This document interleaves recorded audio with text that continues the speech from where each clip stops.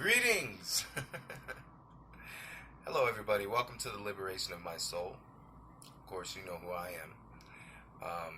Horace Stankiewicz, multiple overdose survivor, recovering heroin and garbage can drug addict. Glad to be here. Glad to be alive. Glad to be with all of you. Thought I would do a little bit of 3D. I got this phone from Verizon, and they let me sign for a phone and walk out without paying. I mean, I wanted a prepaid, but they did this for me, and it's just another way that the universe provides for me. Everything I need is always right there, and it's a result of the law of attraction. Anyway, greetings, and I just wanted to really quick talk about the liberation of my soul and the progress that we're making. Now, we started this thing on Facebook probably about a month and a half ago, and we're already up to almost 300 followers. That's wonderful. I applaud you, and I thank you so much for helping with this cause. No addict need go to an early grave. No child should have to sit there and weep at the graveside of their parent when we could help them. We can't help them all, but we can help some of them. I mean, I was helped. I shouldn't even be here, but I am here. And now that I am here, the people that I know that are dead will not have died in vain. Because we can help. We can love each other. We can band together. We can do this. And I'm so proud. We have a goal of 1,000 subscribers on YouTube. And once I get all my YouTube channels together, the three of them, I believe we're at 54, something like that. And I thank you so much. I mean, yeah, we have to get to 1,000, but hey, I remember when I was at 5. I remember when I had no subscribers. So thank you so much for your support from the bottom of my heart. So this is the power of now. It's been a while since I've been back to this. I mean, this book from Eckhart Tolle is something that really changed my life. I mean, completely changed. It's a game changer. This book is a game changer. It talks about how to be present, not to worry about the past, the future, but to live in right now and the power that is in right now, because now is all there is. I've made 3 other parts to this video, and we're going to keep going. And basically what I do is I'm just going to read some of this, and we're going to have a little discussion. And then, in the comments, please utilize it, because it will help people. Anyone seeing this and not understanding can go into the comments and see somebody that knows about it. You know what I mean? I've read the book, but I'm no expert on anything. I mean, the man that knows something knows that he knows nothing at all. And that's where I'm at right now. And this is just my way of fighting back and my way of trying to help. That's all. So, I like to pray really fast. And just thank the spirits. Pray with me. Heavenly Mother, Heavenly Father, Spirit guides and ascended masters, we come to you today and we ask you to open the hearts and open the minds of all who come in contact with this video. We ask that you bless me to be able to talk here and not be nervous, and to just lead us, God. Lead us and help us. Amen. Stoic quote. Stoic quote of the day. I am a practicing Stoic. I subscribe to the Stoic philosophy in a lot of ways. It's not a religion for me, but I do subscribe to the fact that, whatever is not in my control is not something I need to worry about. If it's out of my hands, then it's out of my head. And that's the way I've got to live. That's the way we all should live. Why worry about something you can't control, right? So the Stoic quote of the day is from Marcus Aurelius, my favorite Roman emperor. Well, yeah, my favorite Roman emperor. I mean, I like Augustus, but Marcus was my favorite. He's a philosopher. And Marcus says, the one who puts the finishing touches on their life each day is never short on time. That means live each day like it's your last. Every day is a wonderful adventure, especially coming from being a drug addict to being clean and being free and walking in my purpose and walking in my power. I mean, there's nothing like it in the world. There's nothing like it. Marcus Aurelius really had a good hold on that, and he was the emperor of Rome. I mean, this is 2,000 years ago he's writing this. And I mean, he had everything he could possibly want. All he wanted to do was help people. And a matter of fact, what his quotes in his book called Meditations wasn't even a book that he wanted to put out. This was something that he wanted to write for posterity, for one, because he knew they'd find it. And another thing, it was basically just his diary. His basically his memoirs. So let's get to the power of now. Okay, we're going into chapter 2. All right, chapter 2, and it talks about pain. It says nobody's life is entirely free of pain, and that's true. No one's life is entirely free of pain. It's not going to ever be free of pain. How would you know what pleasure is if you didn't have pain? It's just something that we have to learn how to live with rather than avoid. I mean, I avoided pain for a long time, and that's the thing about drug addiction. I mean, when you're on drugs, you're avoiding some kind of pain, some deep-seated hurt that you just don't know how to deal with, or non-acceptance of what is in the world or in your life situation. Notice I said your life situation, not your life, because there's a difference there. So, I mean, here's some of the things that I avoided in my life was that fact that my mother left when I was 4 years old because my father was beating her and abusing her. And at 4 years old, my mother couldn't take it anymore, and she just up and left us, put us in the foster home, my 2 brothers and myself, and left us. So, I mean, that birthed in me the fear of abandonment, which destroyed every relationship I was ever in. I never trusted anybody. I had no self-worth. I just felt like I was a piece of crap, basically. If your own mother left you, I mean, and definitely a kid is going to blame themselves. I can't imagine with my children what would happen if I died of a drug overdose. And thank God I didn't, because my kids don't deserve that. If I up and left and just turned my back on my family, which I would never do, but they would blame themselves, which is what I did. So this is deep-seated stuff that I never dealt with growing up because I didn't know how.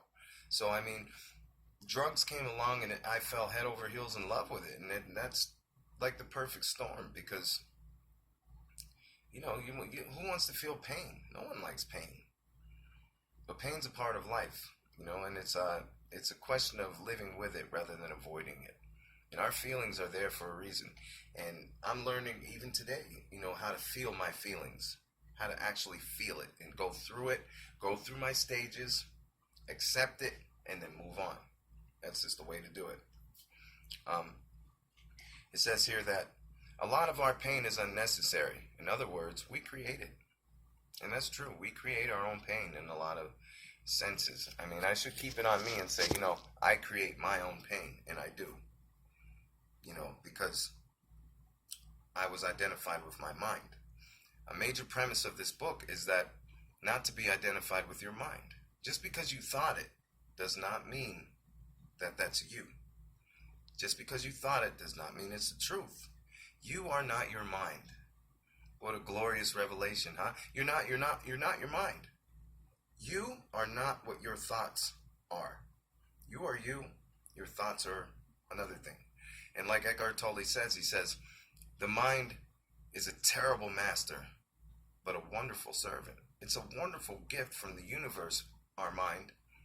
Our brains are so complex. It's unbelievable. I mean, unbelievable. We can't even get into like the complexities of the brain just by itself. There's nothing on earth that can be compared to it. I'm getting off track. I'm sorry. I'm still no professional at this. I just want to help people. And in helping people, I'm helping myself. Because I can only keep what I have by giving it away. And that's a major AA slogan. Yeah, our pain is unnecessary, And basically, it's always some form of non-acceptance to what is. You know what I mean? If you're not accepting what is, it's going to create pain.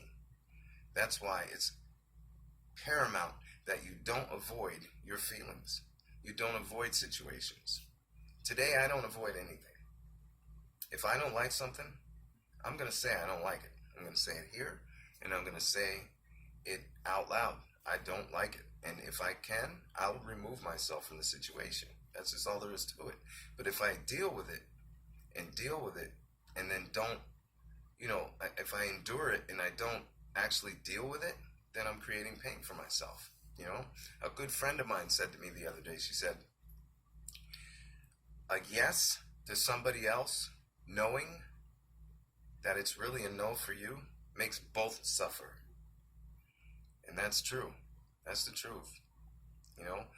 Betrayal of yourself, or betrayal of yourself in order to not betray someone else, is betrayal nonetheless. And these are the things that, a friend of mine has been telling me, things I've been learning. And like I said, every day in life is a wonderful journey, a wonderful adventure. It's awesome. I mean, you never know who you're going to run into. Yeah, and like it says here, it's always some non-acceptance or some unconscious resistance to what is. Now, on the level of thought, the resistance is some form of judgment. You know what I mean? You're judging a situation. You're judging your own thoughts. I judge myself, I mean, it's judgment, basically, on a thought level, but on an emotional level, it's some form of negativity. Yeah. See, we have all these powerful tools that we have: our emotions, we have our mind, we have the ability to do things. It's just that a lot of times they're misplaced. Like misplaced emotion will get you in big trouble. You know what I mean? There's a lot of people in prison for life right now because of misplaced emotion and passion. You never surrender your reason to your passion. Not a good thing. The mind always seeks to deny the now and escape from it. And that's basically, like I said, the same thing with drugs or anything else. It doesn't always have to be drugs. I mean, it could be Grey's Anatomy. You could go to work every day and hate that job and hate the people you work with and hate everything about it and come home and just to get to that Grey's Anatomy, Anything you do can become a bad habit or a good habit. So, I mean, let's talk about food. Let's talk about relationships. Codependent here. For many years of my life, I was codependent. I still have the tendencies too. And so I have to be very guarded not to do that, be codependent on anybody. I need to depend on me. My validation comes from within, not without. Everything you need, you're born with. You just don't know it yet, that's all. You don't know who you are and what you are, but once you do find that out and you reach your higher self, you start to walk in a power that is unbelievable. It's like being a god on earth. And I don't mean the creator God. I mean a lowercase g God. Part of the creator, because we came out of the creator. Which means that we have creative powers. That's what the law of attraction is all about. I've made things happen in my life that, recently, I've been able to make things happen just by my thoughts, my words, my attitudes. My attitude is that I already have it. It exists already. We could get into a whole lot of things about how time is not linear and so on and so forth, but that's for another day. Now is all there is. So, the more you identify with your mind, the more you suffer. But the more you can honor the present moment and accept the now, the more you'll be free of pain. So yeah, if in your mind you're thinking about something that's going to happen down the road and you got anxiety about it, or something that happened in the past and you really feel guilty about it, you're suffering for no reason. You're creating this because really right now, what's passing you by is the now. There's power in the now. So if you catch yourself in that situation, like worrying about whatever, what am I going to do at work tomorrow? Oh my God, I forgot to do this at the job. They're going to know and now I'm going to be in trouble. You're missing the point. You're missing right now, because right now is really all there is. You may never make it there. Something may happen. The place might blow up. Who knows? It doesn't matter. The only thing that matters is right now. In the book, he talks about if the earth were devoid of all human life forms, and you were to walk up to an eagle or an oak tree and say, "What time is it?" They'd laugh at you. They'd say, "It's now." Of course, because that's all there is. yeah, I mean, like it says here, the more you can honor the present moment and accept the now, the more you will be free of pain in the egoic mind. Realize that the now is all there is. That's all there ever is. So make the now the primary focus of your life. Your mind, if you're identified with it, will drag you along like a wild river. You know what I'm talking about. You ever have those nights where you're laying in bed and you just can't shut your mind up? You can't shut it off? On and on and on, to this, to that, to this, to that, you know? Yeah, that's because you're identified with it. But if you stop it, there's a way to create a gap in it. And that's what meditation's all about.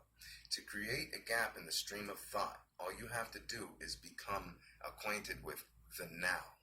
And when you're not in the present moment, and you realize you're not in the present moment, Eckhart Tolle says that that's presence. Because once you realize it, now you're going to be present. What am I seeing? What am I feeling? What am I hearing? What am I smelling? What's going on right now? So, that's all we're going to say for chapter 2. We'll go into it again in part 5. Really quick, I was saying earlier that we have 1,000 subscriber goal. And I implore you, please help us out at the liberation of my soul. I want to be able to monetize my videos, like have advertisements on it, and I have to have 1,000 subscribers to do that. Now, the reason I want to do that is because I want to have a 24-hour hotline for addicted people that want to stop and get into treatment immediately. I want to help them with transportation. I want to have a needle exchange program to cut down on HIV and hepatitis C. I want to also have sober homes where addicts can go out of treatment. I mean, addicted people, I don't really like saying addicts too much anymore. It just seems wrong. It is what it is, but I mean, it just feels wrong. So if they're offended by that, I apologize. The sober houses, what's going to happen with that is they won't have to pay for the first 2 months of going in. Because why put that kind of pressure on them? You know, some people forget.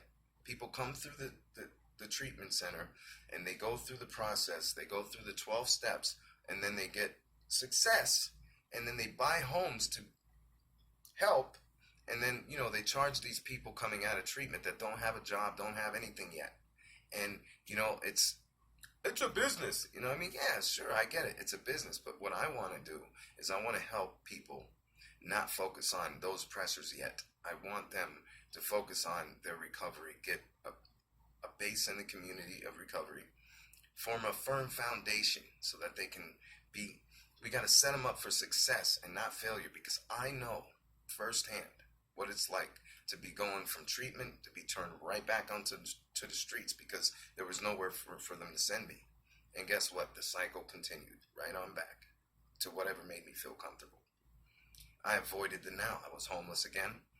I just came out of treatment and now, you know, I'm on this pink cloud and right back down because I don't have any money. I don't have a job. I have nothing. And, you know, that's what I want to stop. So please help us. Please help us. Subscribe. If you like what I'm doing, please help us out with that. One love, y'all. And may the spirit guides always lead you. May the ascended masters always teach you. And may the source, the creator of all things created, always provide for you. Thanks.